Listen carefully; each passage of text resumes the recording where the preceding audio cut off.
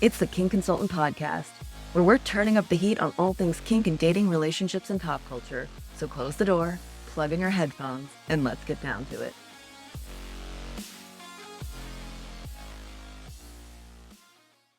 Hello, and welcome to this week's episode of the Kink Consultant. I am honored to have a dear friend, Miss Catherine Drysdale, here with me today, and we're going to be talking about all things sex and relationship coaching. Thank you so much for having me.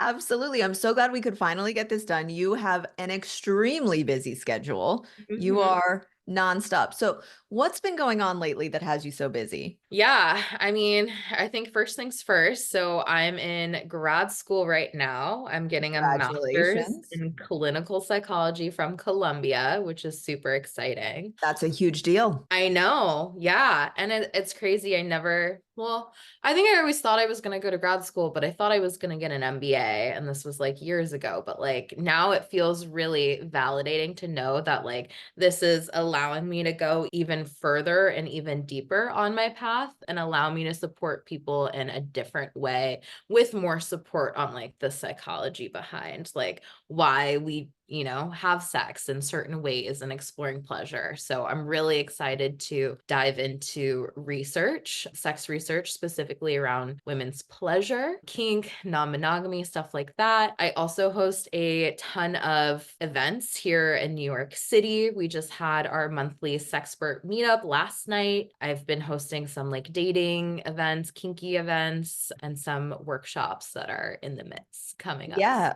You, I will say, are a master networker. This is something that never ceases to amaze me. So I've been to your Sexpert meetup, and the way you just whipped that up and had, I mean, how many people are on your list now? Probably 150. And Yeah. are they all New York City based, or are they across the US? I'd say most people are New York City based or they spend a significant time in New York, like yourself. But there are some that live elsewhere, but they just pop in here and there. But yeah, I'd say most people are in New York. And I think it's really cool to see how this group has evolved like throughout the year, really. And I'm excited to evolve this group even more in the winter and beyond and sort of help provide more support to people who are in this space. Cause I feel like a lot of us sexperts in whatever capacity, right? So it's not just like sex coaches or sex therapists, sex educators. There are people who work with like sex positive brands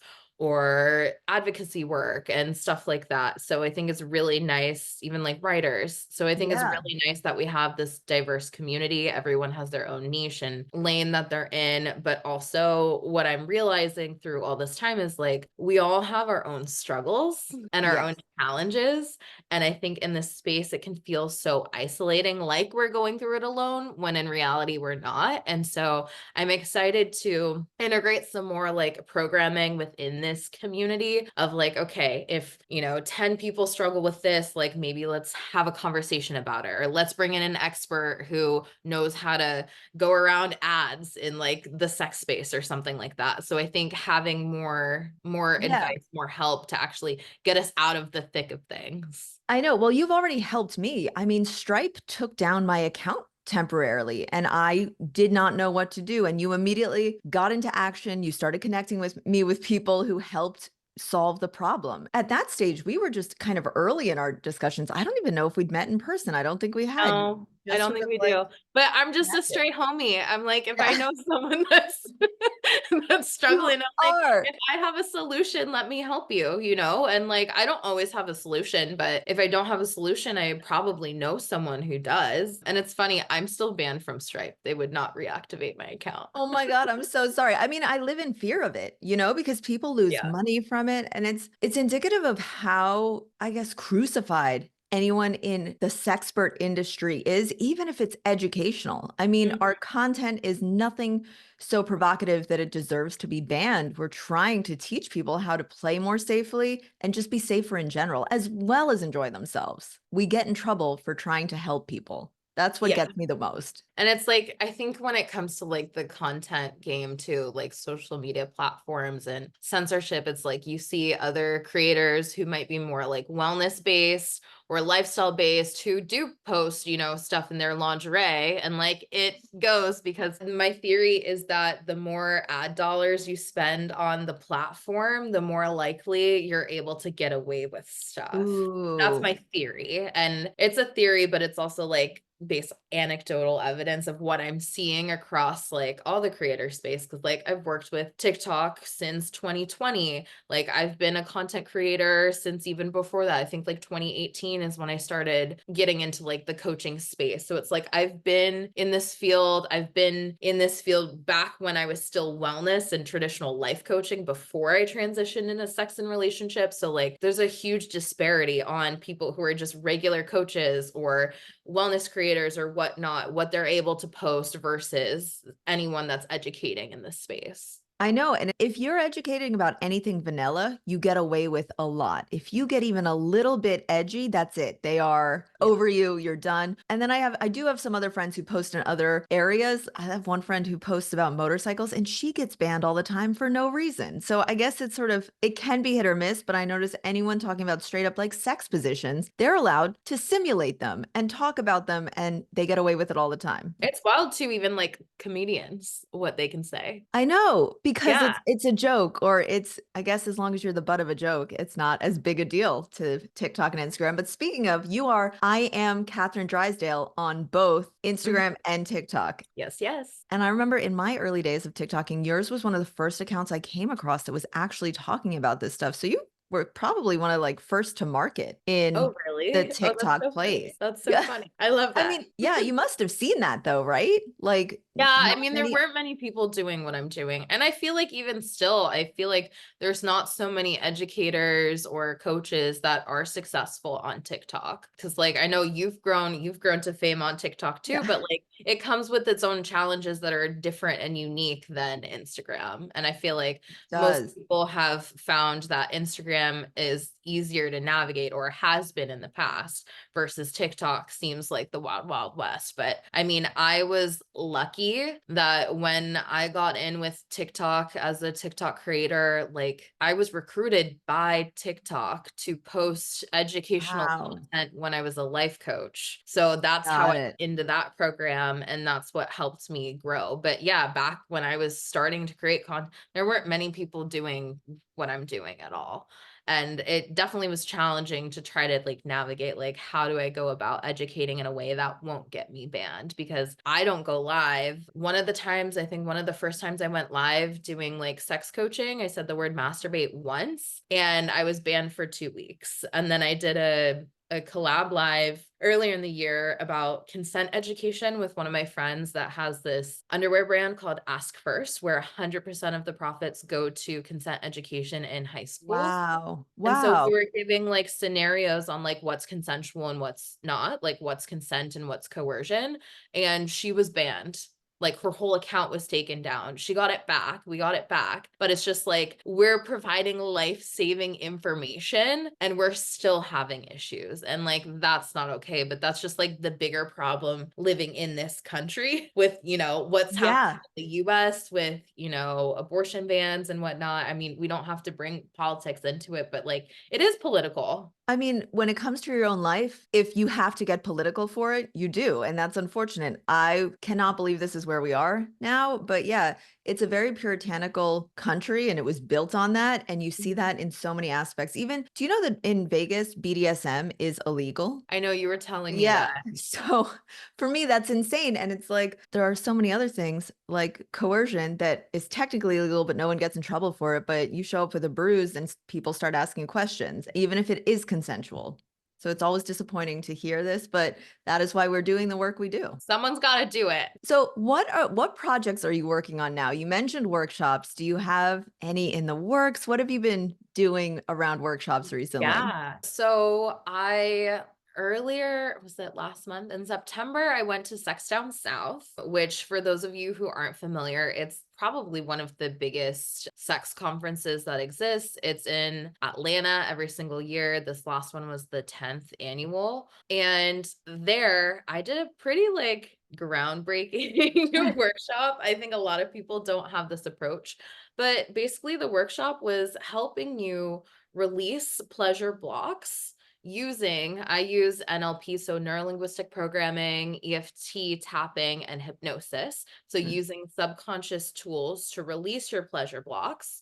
So that was part one of the workshop. And then part two was I had a group guided masturbation practice, which like is wild to think, like I'm going to tell you how to touch yourself in a room full of other people. And did people actually touch themselves in Mhm. a group of people? And was this all women, all men? I'm assuming all women, or was So it mixed? mostly women. There was one man Wow. in the audience who was a partner of someone who was attending. We actually ended up splitting it up. Originally, it was supposed to be all at once, but my time was early in the morning. But we ended up doing the masturbation part in the dungeon, funny enough. So circle kind of vibes. I had Foria come, gave some samples of Awaken. I had Laurels give samples of the wearable dental dams for people Hmm. who wanted a little bit extra like privacy. I had Personal Fave give some wipes.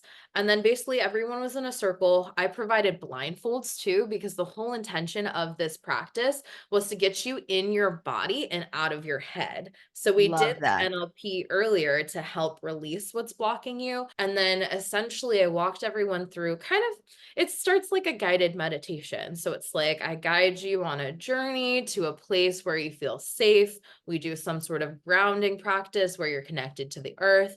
And then I infuse the hypnosis. So we did hypnosis in the self-pleasure practice. So I got them to the theta state and then started giving suggestions and then started instructing on how to touch yourself. So it's kind of like a joy. So it's kind of like jerk off instructions, but Yes, yes. hypnosis in a room full of people. And I think for the most part, everyone came, which is amazing.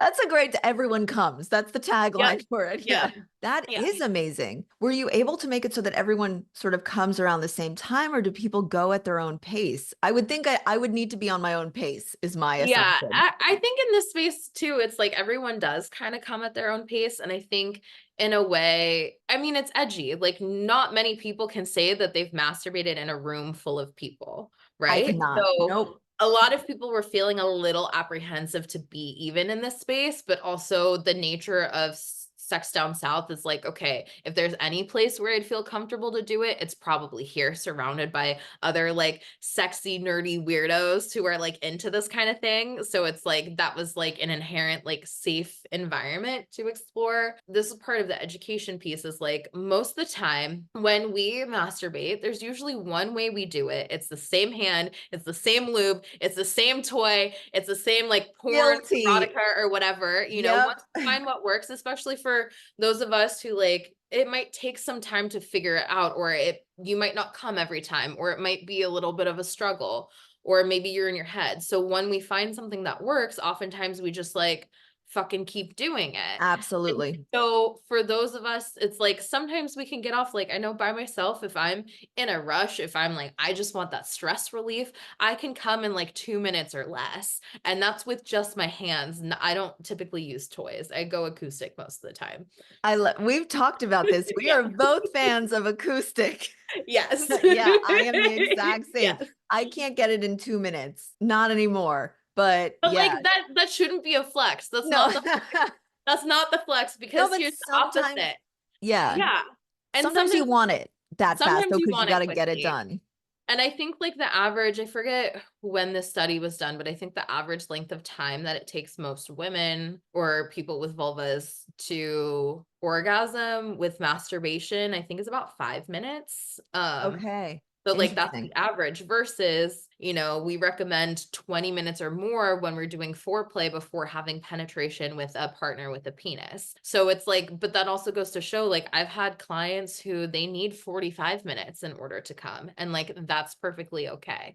And so creating this environment to, number one, infuse like pleasure mapping in a way. So it's like Yeah. the first like 10 minutes of this, you weren't touching your genitals at all. It was just feeling comfortable in the space. We put on Euphoria Awaken, which is like a CBD lube-ish in a way. And it really helps, I think, especially for women or those who are struggling with experiencing orgasm. Maybe you have like limited sensation, maybe you're stuck in your head more, or like you just feel like you can't get over the edge. Awaken works where like you put it on your genitals about 20 minutes before you're going to start activity. So by Hmm. the end of like the masturbation session, it's like people were experiencing more pleasure than they would in like a regular setting. Yeah. Like enhances the experience a little bit more. It is oil based, it's coconut oil based, so it's not compatible with latex condoms. So that's just something to keep in mind. But like hand stuff or by yourself, amazing. That's great advice. I've never heard of a program or a workshop like this before, and I love that because I think I always say it starts in the mind. And you Yeah. started by helping relax people's minds. So, is there any quick and dirty teaser you can give to sort of help people on their journey who might just be starting and trying to release a block or wanting to get more in their body while they masturbate? Yeah, I think number one, it's really important to, and maybe this is like an opportunity to like journal or just think about like, how do I define pleasure? How do I define intimacy? How do I define sex? How do I define relationship? And I think thinking about how you define certain things that can help us figure out what your particular block is. Because a lot of Mhm. people realize that like they might have certain blocks that are created from religious upbringings or the culture that we grew up in. Sometimes it's something that is more subconscious, like no one actually communicated it to us. And then sometimes it's something where it's just deeply ingrained in the culture and that's just what it is. So I think it's important to identify what your beliefs are and then ask yourself, is this mine or is this someone else's? Ooh, And yeah. that's like the huge game changer. And that's where like we do with the NLP, we're able to go to the root of the belief and release it like that. So usually within like 20, 30 minutes or so. And then with EFT tapping, I think is a great resource for anyone because you can do this by yourself. You don't need a practitioner to help you with it. But I really like using EFT tapping as a belief bridge. So going from your disempowered belief to the more empowered belief. So what that would look like, and for those of you who are like new to tapping, I recommend using one of 2 points. Number one would be just the side of the hand. Yeah. Or I really like this point, like if you're someone that has a lot of anxiety, is the middle of the chest, Okay. because this activates like the vagus nerve. So it feels Yeah. calming for me. So like when I would drive, I don't in New York anymore, I could still be driving and tapping here. Or Oh, I like love I sometimes that. tap on the subway because like people stress me out. But typically what you do is like you can, I mean, I don't know. No, me too. I Me love too. The I love energy in New people. I York, hate people. It's just there's a lot of people all the time. yeah, in the subway especially, and you're in close proximity, you feel that energy. Yeah, no, it's insane. But I like tapping because you can do this like out and about. I've done this like sitting at a restaurant before, on a plane, wherever. And essentially, you can just like tap here if you want. Or what I invite you to do is either say out loud or in your head if you're in public, speak out like how you're feeling now and then how you want to feel. So, like, even though I'm feeling disconnected from pleasure right now, I wholly and completely love and accept and forgive myself. Oh, I love that. Yeah, So and even that's though just I'm the yeah, beginning statement, and yeah. then you keep talking out loud how you're feeling. So, like, "I'm not feeling good in my body. I'm having a bad body image day. I'm on my fucking period. I am so bloated. I've shat 5 times today," and Amanda knows because, like, this Yes, is I for do. real. Like, "I'm just feeling overall icky. I haven't masturbated in 4 days. But even though I feel like shit right now, I know that it's possible to feel better because I have felt better about my body and I have felt better about my sexuality. And even though I'm I'm in an interesting space in my life. And even though I'm on my period right now, so I'm not feeling super sexy, I know that I'm 100% that bitch. And I know that I'm oozing with sexuality. And I know that I'm deserving of feeling pleasure. So even if I don't want to touch my clit right now, there's nothing wrong with me. Like, I don't have to masturbate to feel good. I don't have to have sex to feel good. Maybe I just want to be naked in the bath and just wear lingerie for myself, and that's okay. And you know what? I do feel sexy. And even if I'm on my period, who the fuck cares? Right? So it's just like, I it's love that. having fun with it. I'm Yeah. like, well, there's our sound bite. And I've done some hypnotherapy before, like had it Mhm, done. I'm a huge believer in it. And my hypnotherapist has done work with me like that before. And it really mhm. does make a huge difference in how we present in the world and how we feel about ourselves. Yeah, Yeah. and, like, hypnosis, like, I will say with clients, like, I tend to only do hypnosis for, like, really deep, deep-seated beliefs, like, usually at the halfway point of coaching. Because a lot of people, it's like you have to feel like you trust the person that's doing it, right? I think Yeah. there's a lot of misconceptions with hypnosis, and people think it's being done to you, but all hypnosis is self-hypnosis. It just helps you get to the level to release beliefs or create suggestions. So like in the masturbation experience, the suggestions were helping enhance pleasure, feeling connected to your body, connected to pleasure, enjoying yourself, staying out of your head. So it's like it's able to allow you to either enhance how you're already feeling or remove things that are so deeply stuck that you can't get it any other way. Yeah, that it makes a ton of sense, and that's been my experience as well. Because people imagine someone goes with a watch or something and drops you into this state of hypnosis, but it really is so much of your own internal power coming Yeah. out and helping you work through things. Okay, so if I wanted to attend one of these workshops or find out about things you're throwing, how would I find out? Where can I go to learn more? The first place definitely would be follow me on Instagram and TikTok. I am Catherine Drysdale. Also my website, catherinedrysdale.com. I'd Mhm. say on socials, probably more updated. I I'm know. also, I'm like, I'm trying to hire an assistant right now so that I can get everything else updated. But yeah, definitely on socials. I host events all the time. I have online workshops that I'm planning for the next 3 months. So there's going to be a lot of juicy things. And then I'm considering opening up a group program, I think in December. Ooh, well, I definitely want details on that when that comes up. So I mean, I'm already following you and one of your biggest fans. So Love it. I'm super excited about that. One of the things I don't think we've ever talked about before was what made you make the shift into sex and relationships? For those of you who aren't aware of my story, I, like many people, many women, I experienced sexual assault when I was in college, and I did not have the tools, I did not have the resources, I did not have the support that I needed to heal that at the time. And so I did what most people do, compartmentalize it, put it in the back of my head, and like Mhm. tried to live a normal college experience. Fast forward to 2017, I think. I had a mental breakdown. This was during Me Too movement. The Brock Turner case like Mhm. really triggered the fuck out of me. And also that show 13 Reasons Why. There was like I knew it was about suicide but not about rape. Yeah, so I Okay. watched like there was a very graphic scene there. And so I watched it thinking, "Oh, maybe this will help me process." No, it fucking like unlocked the worst mental breakdown I've ever had. I had to go on a medical leave of absence from my job in entertainment because I went from crying in the bathroom because entertainment's already toxic to crying at my desk. I went back to school for digital marketing. I was taking like pre-MBA math classes. I like Mhm. started working out with a trainer. Like basically my whole intention was to like get myself to a point where I felt okay. And then I was in a personal branding class. It was how to become an influencer because I wanted to make Cleo Instagram famous. And the first night of class, the professor said there's a difference between having influence and having impact. And that was my light bulb moment. So that is how I got into coaching. So it first started with, mental health support. I started like a blog.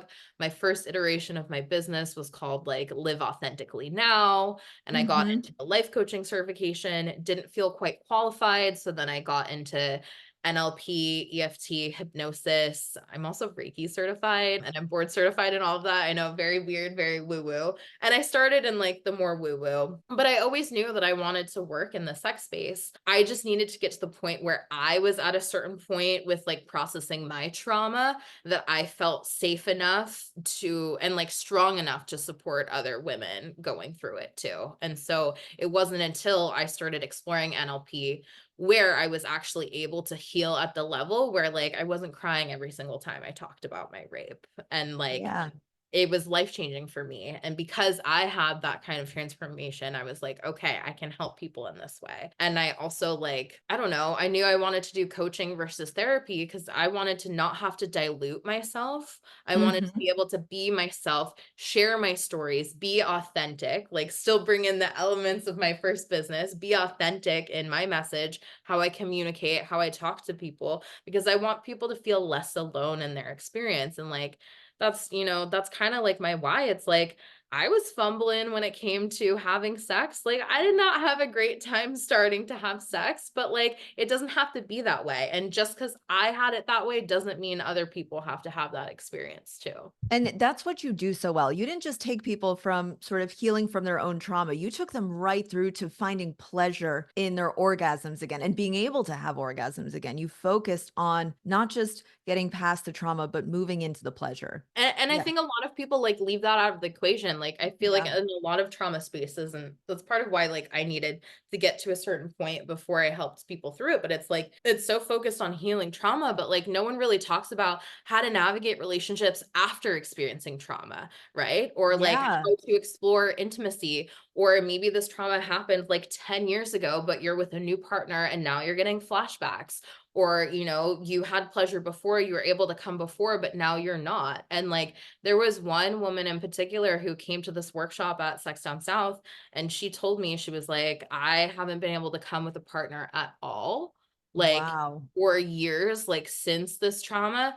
And then she didn't even come to the masturbation portion, but after doing the NLP and the EFT tapping, she came with her partner 7 times later that day. Holy shit. So it's like That's you can release shit like that. And we didn't even go deep, deep into trauma. We just worked on belief systems. Because I'm in the camp where I think it's important to talk about trauma and feel supported in trauma, but I only do one-on-one when it comes to going deep, deep trauma Mhm. work, because I think it's important to feel held and supported Yes. and everyone have that individual experience versus in a group. Yeah, we can talk more about like belief systems and what's keeping us stuck. Yeah, that makes a lot of sense. And I just want to touch on what you mentioned about the difference between therapy and coaching, because obviously we're both certified coaches. In coaching, I do feel you can be more real with people. You're not just holding space and allowing them to work through it. You're sort of injecting some reality and some passion into it. And sometimes I find that therapy, and I love my therapist, wouldn't trade her for the world, but coaching and therapy to provide two totally different things. 100%. And I think Yeah. like the framework, like how I like to describe it, is coaching is more action oriented and solution driven, whereas Yeah. therapy sometimes I think is great. Like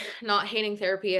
I'm back in therapy now with a new therapist, but like I think therapy can help create the awareness. I think therapy is a good first step. And I will turn down clients if they haven't been to therapy or don't have the awareness, because I want Mm. someone who's already done the work and they just want more accountability, or they're at a certain level, they're feeling stagnant and they know they need something else. So it's like those are the kind of people that I want to work with. And I do think therapy and coaching can work great hand in hand, but they're very, very different. Absolutely. And both extremely valid and both necessary in their own Yeah, ways. So, what is next for Catherine Drysdale? I that's mean, such you've a taken loaded us to question. December, but That's such a loaded question. Well, after my master's program, one of my goals is that I want to be a college level human sexuality professor. So Mhm. I'm really drawn to doing more teaching because I feel called that I need to help more people at a wider scale.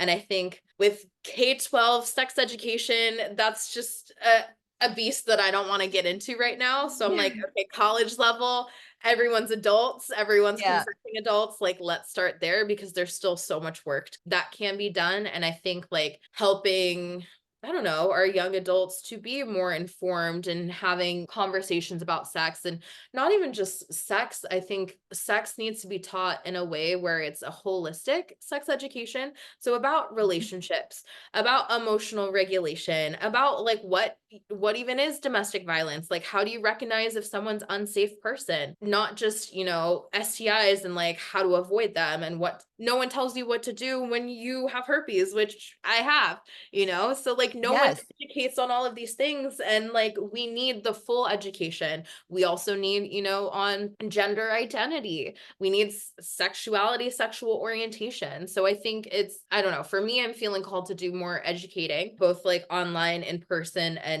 like university level. And then I also want to do more sex research, specifically around pleasure, because I feel like it's under researched, underfunded, especially for women, but also exploring different dynamics, like kink and non-monogamy. There's so much that's not yet, like, it's very untapped right now. So There are deep so business. few resources to send people to. I have so many people coming to ask me about like, well, who should I follow to learn more about poly or E&M? And those are not areas that I'm really well versed in because I'm more of a monogamous girl and there's nothing wrong with either type of relationship. But I've noticed that there aren't a ton of places to send people for this information. It's almost like we are evolving at a pace faster than anyone is really talking about these things. And I hope that you can help to fix that and sort of Yeah. right that wrong in how little there is readily available, Yeah. especially at any school level or even college level. There's no education there. And what I find interesting, like even in my master's program, like I think my program's so cool because you get to pick